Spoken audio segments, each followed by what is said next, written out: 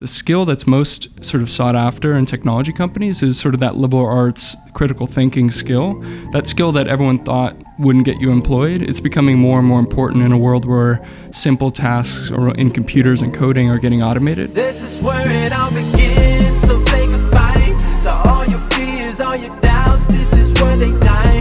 This is where we come to win, we come to fly. This is where we make our dreams come to life. Welcome to Innovation City. Welcome to Innovation City, a podcast featuring the innovators, disruptors, and creators who are making things happen. My name is Michael T. Johnson, and I'm here with my co-host, Tyler Kelly. Today, we're at Venture Cafe Miami. Venture Cafe is the largest gathering of entrepreneurs anywhere in the world. So on a Thursday evening, if you're near a Venture Cafe, I suggest you go check it out. Today, I'm especially excited because we have Lucas Hernandez with us. Lucas, thanks for being on the show. Oh, glad to be here. Thanks, guys. So Lucas is the director of Civic Engagement at Microsoft, where he directs Microsoft's civic engagement and philanthropic work right here in Miami as part of the company's cities team. And Lucas, you have a background spanning the public, philanthropic, and nonprofit sectors. You've been with Democracy Works, the Knight Foundation, and the City of New York. And here you are on Innovation City, so welcome. No, thanks for having me. And I think sort of my background reflects in a lot of ways what you guys are highlighting, so thanks for doing that. Yeah, and I when I look at your background, especially when we see the Knight Foundation there, it seems like anybody that we've talked to in Miami has had some kind of connection to the Knight Foundation, especially things that go on at Venture Cafe. So yeah, I'm sure you kind of have a pulse on a lot of things happening in this community. Absolutely. So I mean, I'm from this community. My parents sort of came here with the sort of the sense of opportunity that a lot of folks in Miami come with, and it really makes the city what it is. And when you look at sort of our civic sector, it's really young compared to a lot of other cities. And I know previous guests have shared that.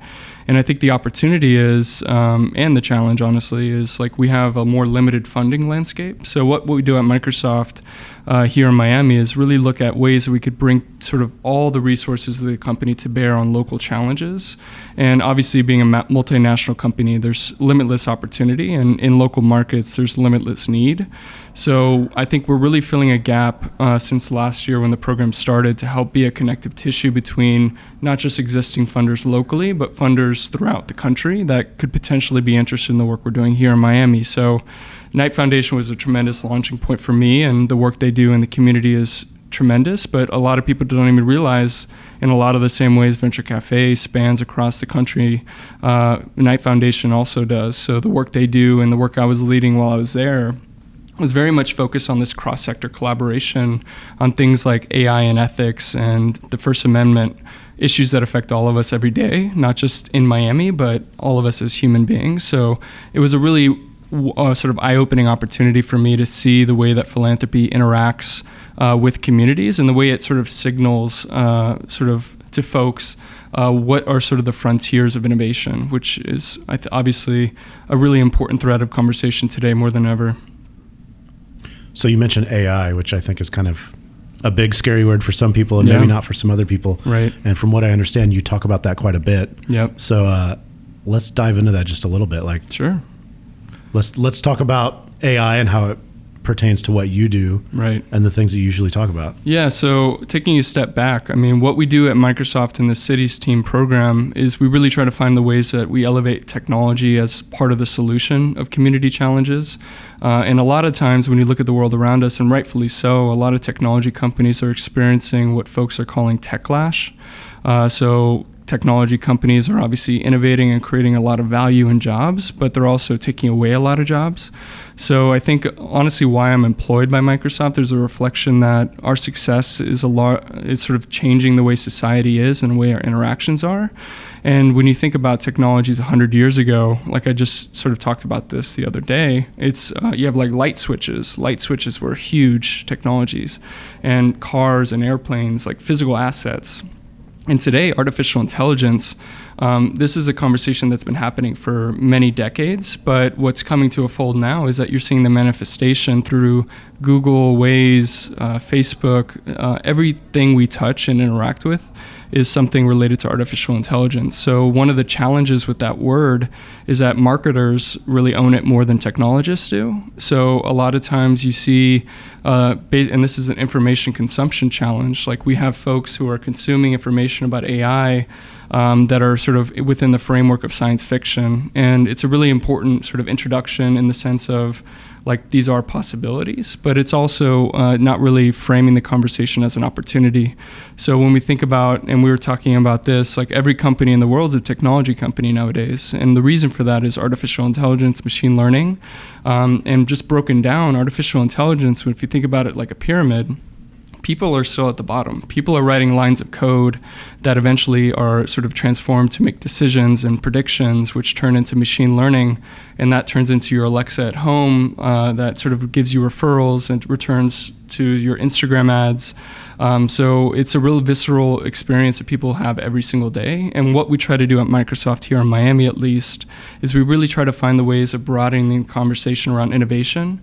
So innovation largely is defined as entrepreneurs and startups. And a lot of times nonprofits, governments, third sector organizations aren't really considered as part of that family. So with artificial intelligence, the ways that you could start to identify and understand how it could be harnessed for good at all levels, and it's easy to do, it's important for us because the more nonprofits that understand what a sensor could do for advocacy work, the better advocacy that will happen and the better community that we'll have because of that advocacy. So one example I like to talk about a lot, in New York City, there's a group that does advocacy based on sort of landlord-tenant rights. And they started to do a program with their tenants, whereas before, when the temperature drops below a certain threshold in New York City, the landlords are mandated to turn on the heat in the dwelling. But a lot of times it doesn't happen, or it hadn't happened. So these folks would call this nonprofit organization Heat Seeker and say, hey, landlord's not turning on the heat. And they would turn that information and calls into a spreadsheet. They would go to City Hall and advocate.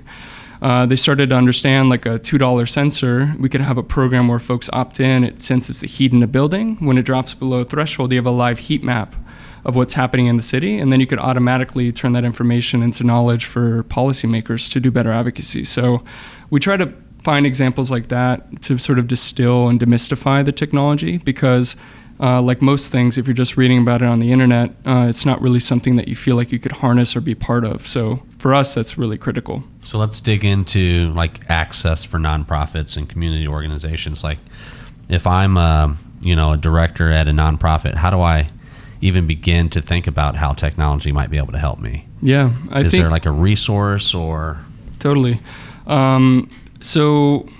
Obviously it's contextual, but I think at the end of the day, and Mike said this in one of the previous episodes here, it's like you have to understand the problem you're trying to solve. So one of the things that's really interesting about technology nowadays, the skill that's most sort of sought after in technology companies is sort of that liberal arts critical thinking skill, that skill that everyone thought wouldn't get you employed. It's becoming more and more important in a world where simple tasks or in computers and coding are getting automated. So Microsoft is a technology company, but we just acquired a company called Lobe.ai, which allows you to do drag and drop algorithms in AI. So every person can do that. So in a world like that, nonprofits and folks that are sort of industry domain experts are really critical because you understand the information. So one of the things that I always tell directors of nonprofits in particular is, what is the problem you're trying to solve? What's the sort of the end state in the community you're trying to get to? Why do you exist? And what are the programs that you offer that are having the most impact? And then what information around those programs do you have? Because when you're thinking about technology, the most important asset is the data and the information. So a nonprofit director might see their information and their knowledge as sort of, maybe this is just sort of how I've always done it. It has nothing to do with technology. But how do we help them understand this is all the information and data that we have in our heads or in our spreadsheets, and this is the ways that technology could help to sort of automate our processes to make our organization more efficient, so we're freed up to do more of the things that really matter, the sort of community face-to-face work. And what are the ways that technologies like this sort of sensor example could be leveraged to help you be more effective as a leader? So at the end of the day, it's about sitting sitting them down and sort of recognizing their strengths and skills and showing them, honestly, that that's a transferable technology skill. So that's the first step, honestly. And then the second is to show through examples of how other groups have done it. So we're very fortunate locally to have really sophisticated nonprofit leaders that really understand technology. And at the end of the day, as the pervasiveness of mobile devices and smartphones in your pocket come to bear in society, everyone understands technology to some level. So I think it's a confidence issue more than a competency issue. Do you have any stories of nonprofits that are using technology really well in this area? Yeah, so locally we have an awesome nonprofit we supported last year called Transit Alliance Miami. So the director would be someone cool to talk to, but essentially they're a transit advocacy organization. Every city that I'm sure you speak with folks in, they have a group like that. So for the longest period of time, they were advocating for the county to sort of obviously better diversify our public transportation options and make better investments. Last year, they actually got on the nerves of the mayor so much that he gave him $250,000 to do a redesign of the bus network. So the director of that nonprofit is someone with sort of a marketing and also some sort of rough coding background. So he understood the opportunity with technology and a redesign process of a bus system. So we sat down and had a meeting, and immediately we clicked around the opportunity there for using technology well. So it started in that organization with sort of on our train system, they would just set up sensors and track the on-timeness of trains compared on the schedule and the tracker of the county. And they sort of put that on their website on a simple sort of visualization, and that was an advocacy tool. So this is something they had done in the past. And then together, we actually just released this tool called the Travel Time Index Calculator, where we brought in Microsoft engineers to work with him and his team, and they understood the knowledge of the system very well. So they coordinated with the county, how are we getting the data and information around the bus schedules? And then we created a visualization on top of like our Bing API, so like comparing traffic in a car versus a bus, and allowing us to do better community engagement around a redesign process of a bus. And then also, how do we create a tool that drives utilization of buses? Because 80% of users of transit in Miami are bus riders. So this tool helps sort of in an informational way allow you to say, I live in this place, I want to go to this place. This is how long it's going to take in a bus. This is how long it's going to take in a car. And with this redesign, as that changes, I'm able to see the potential of sort of what sort of this process could do for me. So I want to switch gears and talk about like your Miami story. Yeah. So I'm assuming you went to New York because maybe you went to school up there. It's not in your bio. Yeah. So my story generally is confusing. So I was born in Miami, but grew up in Dallas, Texas, and then finished high school in upstate New York. So we moved around a little bit growing up, and then from there I was really deciding financially what makes sense in a higher education institution. I was very lucky to have parents that really understood debt is really bad for your future around student debt. So like trying to figure out the options for me. And I got a really generous offer to go to a school called Rollins College, a small liberal arts college in Orlando. So the center of gravity of my family is always Miami. So I understood Miami from a lens of being a child growing up here and then coming back for holidays and sort of seeing my family. And going to Orlando for college was important to me to just get closer to sort of my roots.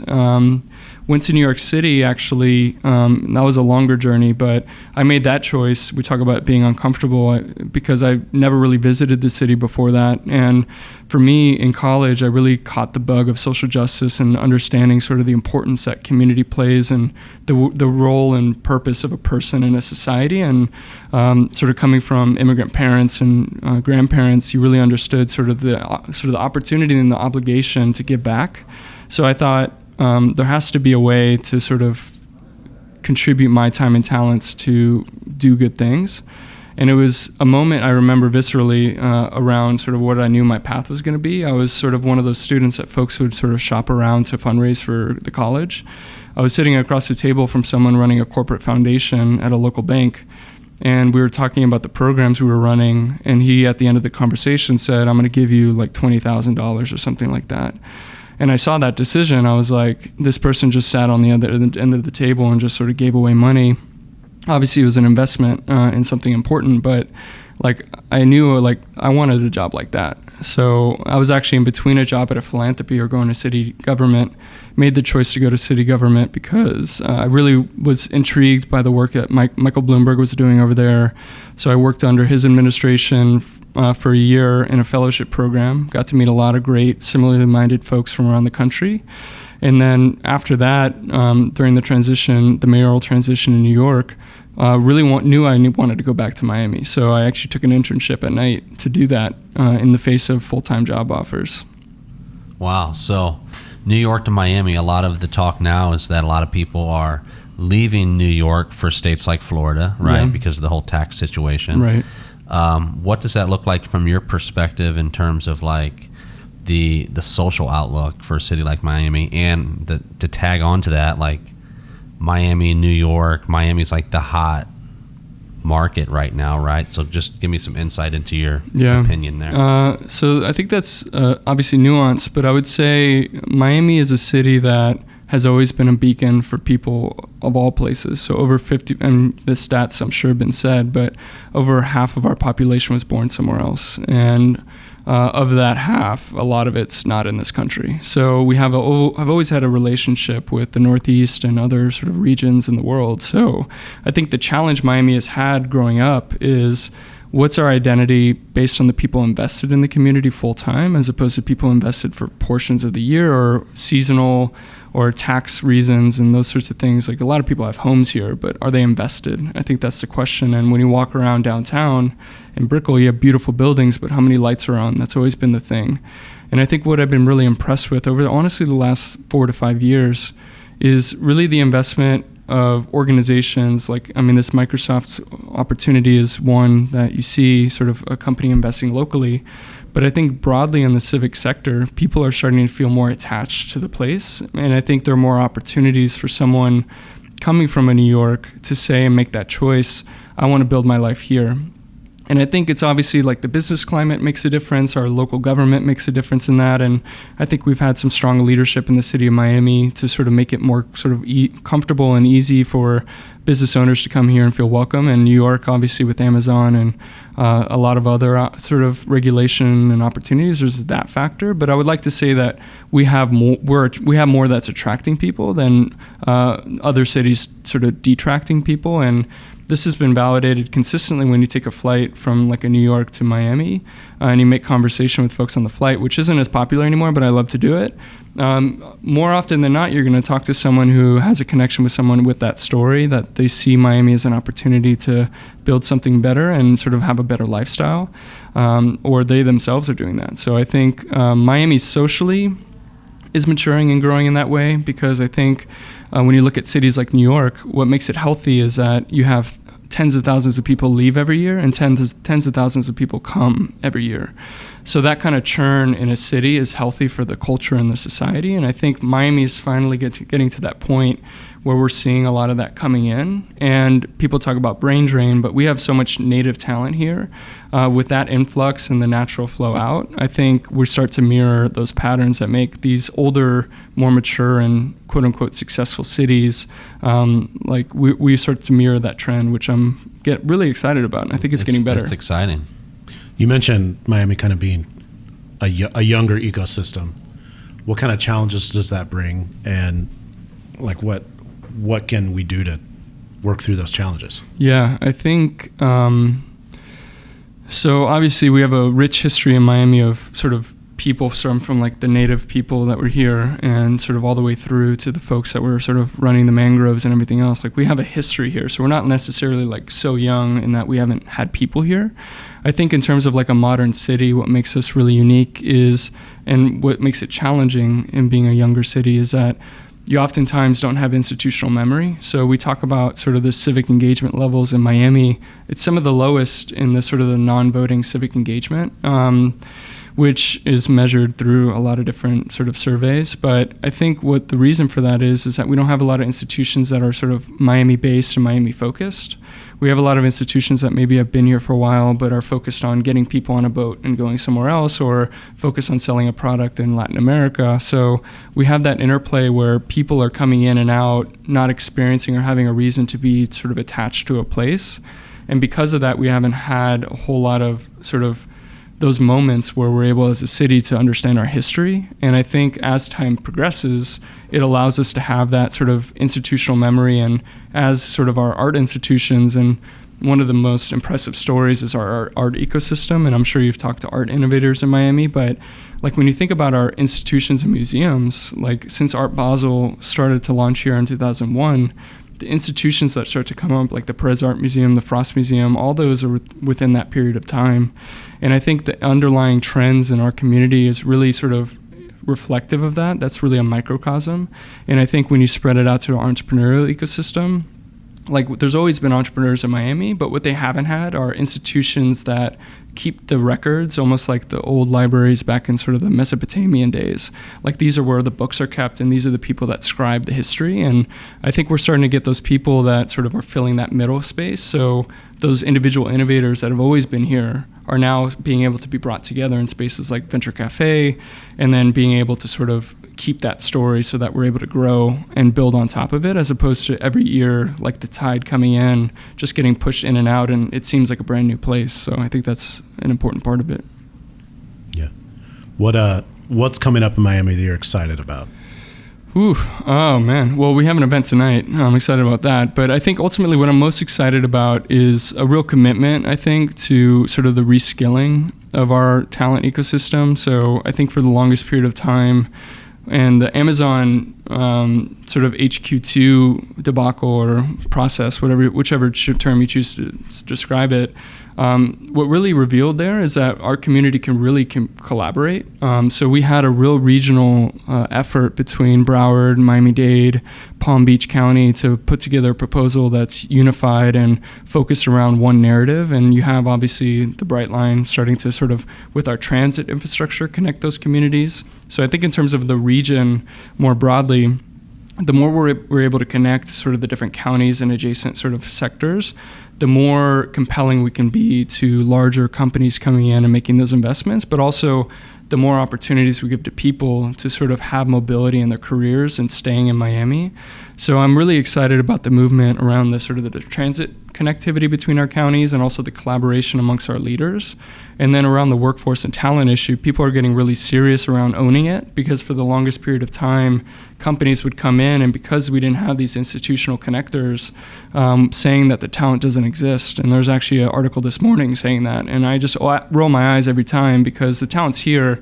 I think the problem exists when we're unable to identify and tell that story. So if you talk to every business owner, like how many college graduates are here, we're top 5 in the country. I think the problem is, like, how are we training people with specific skills to get those specific jobs, and then having enough of the capturing mechanism to understand these are the jobs that are coming and will happen in Miami and the broader region, and what are the ways that we're preparing you as someone growing up in this neighborhood or a neighborhood down the street to know that you could build a successful career in technology, for example, here in Miami or in the region. So I think those things are really exciting about what's been happening locally. This has been an interesting conversation. Lucas, if I'm a community organization, foundation, nonprofit, how do I get in touch with you and your piece of Microsoft, the city's team, to reach out for your assistance? Yeah, so my email, I give that out all the time, is lucas.hernndez@microsoft.com. And then on all the major platforms, I'm LUJUHER. So always down to be hit up that way. Also happy to give out my cell, but probably not the best idea on the radio right here. But I think ultimately, like what I feel like our program is doing or focused on doing here in Miami is being a yes before a no. And I think I used to take improv, and this lesson's always like yes and I'm sure everyone that listens to this, like they're hipster enough to take improv classes once or twice. That kind of attitude is one that builds an ecosystem. And I think a lot of people, especially on the resource side where they have resources to give or invest, I think a lot of times people are very nervous to have conversations because they're always thinking someone's trying to take something from you. And for me, I think being at a company like Microsoft and having enough sort of opportunities to connect folks to others who have resources to invest and are interested, like trying to reshift the narrative to say, your idea isn't valid. I'm going to hold you to a standard where you better have thought about your idea. And like, if you want to jam on it, let's jam on it. But I'm never going to sort of not take a meeting because I have a bad perception of the idea or whatever it may be, but I'm going to make the rules very clear. I'm going to give you my time, which is free, and then I'm going to help you any way I can add value to your idea, because ultimately the more ideas we have that have support and understand what else is out there, the better our community is going to be. So ultimately, I like to think of ourselves in Microsoft in this program here in Miami as connective tissue of all these different sectors. And the programs we invest in, we really focus on what are the ways we're doing this with other people, because just like Microsoft as a company, we work through partners. And if we don't sort of emphasize partners broadly, then we lose out on opportunity. So email, Twitter, and then from there, I'm happy to give my cell number out. And then from there, just really excited about the opportunity and the privilege to do this in Miami. And I think what makes me successful is having good opportunities. And you don't do that without talking to people. So really appreciative of this opportunity. There you go. Lucas, thank you for being on the show. Thanks. It's been fun. Yeah, thank you. Yeah, thanks, guys. For more episodes, visit innovationcity.co. Be sure to subscribe, rate, and review. And if you're in Miami, visit us on Thursday nights. Details are at venturecafemiami.org. And be sure to connect with us on social at We Are Slam and at Venture Cafe MIA. Thanks for listening. This is where it all begins, so say goodbye to all your fears, all your doubts. This is where they die. This is where we come